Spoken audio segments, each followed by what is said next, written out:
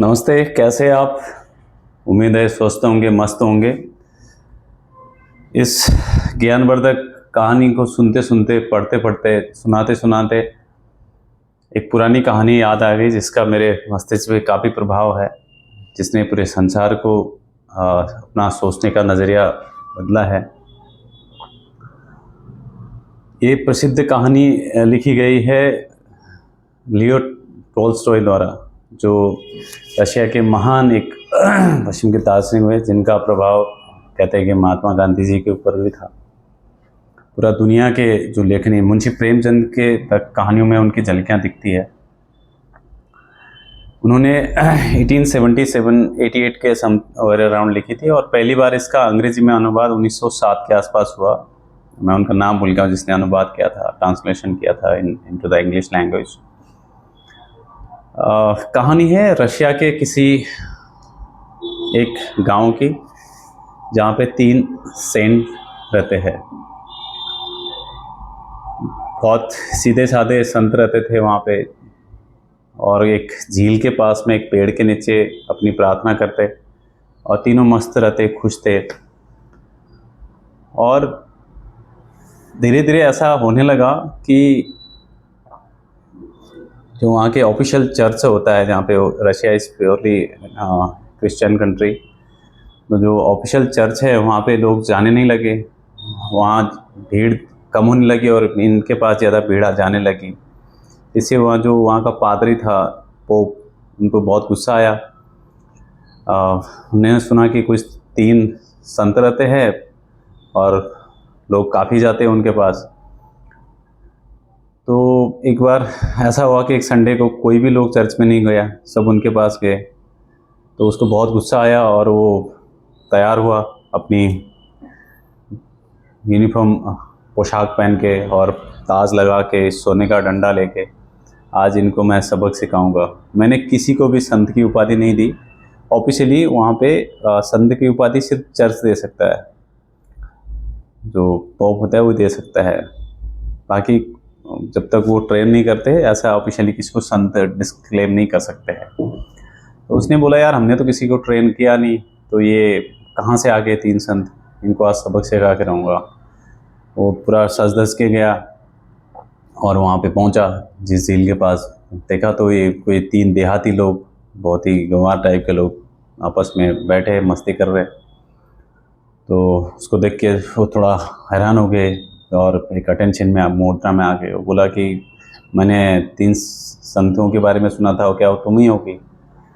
तो उन्होंने जवाब दिया, महाराज हम कोई संत नहीं हैं, हम तो देहाती लोग हैं, अपना नॉर्मल गुजारा करके जीवन चलाते हैं, बट लोग पता नहीं क्यों हमें संत की उपाधि देते हैं। तो उसने बोला, किसने तुम्हें संत बनाया? हमने तो किसी को संत की उपाधि दी नहीं। तुम कितने पढ़े लिखे हो बताओ? उन्होंने बोला, महाराज हम कोई पढ़े लिखे नहीं। तीनों ने विनती करी। तो फिर लोग तुम्हारे पास क्यों आते हैं? उन्होंने बोला, हमें नहीं पता, आप उनसे पूछ लीजिए क्यों आते हैं।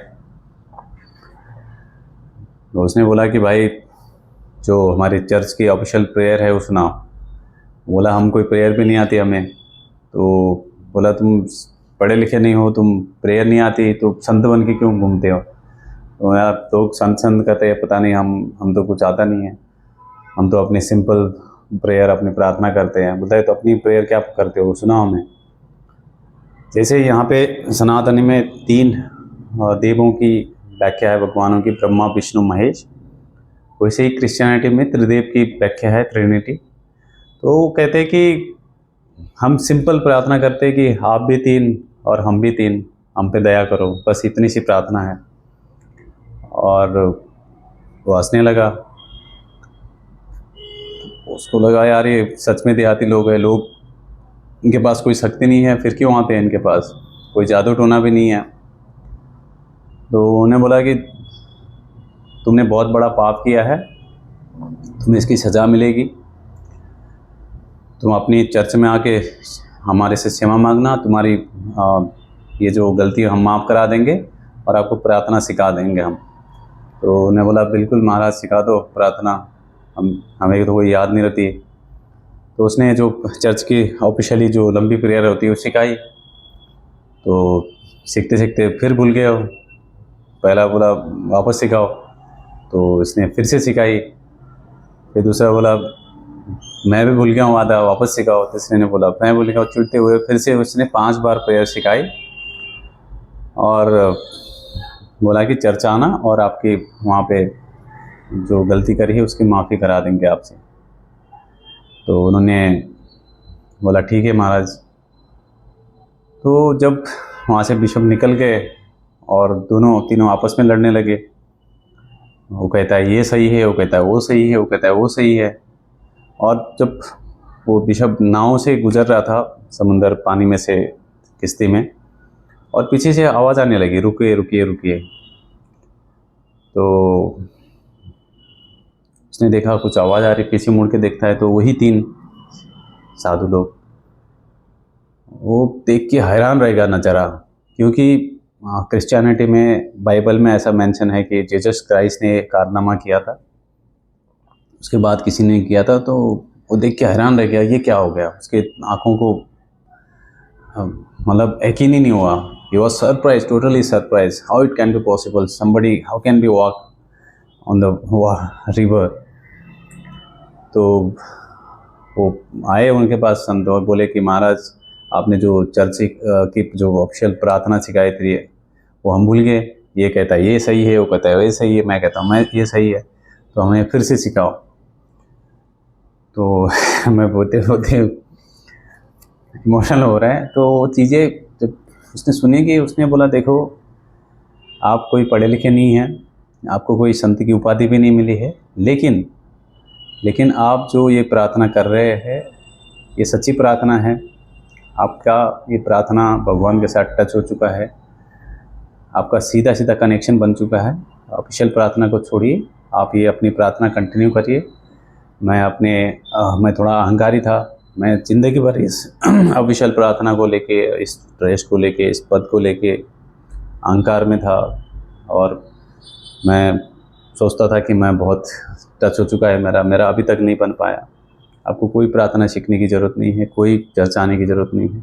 आप अपनी प्रार्थना कंटिन्यू करिए, बोल के वहाँ से निकल जाता है, बड़ा शर्मिंदा होता है। तो ये कहानी हमें सिखाती है कि काफ़ी कुछ सिखाती है। इससे हमें कुछ सीखना चाहिए कि सिर्फ किताबें पढ़ने से या कुछ पद हासिल हो जाने से कुछ नहीं होता है। आपकी भावनाएं कैसी है, आप किस इंटेंशन से करते हैं, ये बहुत महत्वपूर्ण होता है। आपने क्या सीखा, अपनी प्रतिक्रिया शेयर करके, लाइक करके, सब्सक्राइब करके करें। किसी और कहानी में फिर से मिलेंगे। धन्यवाद।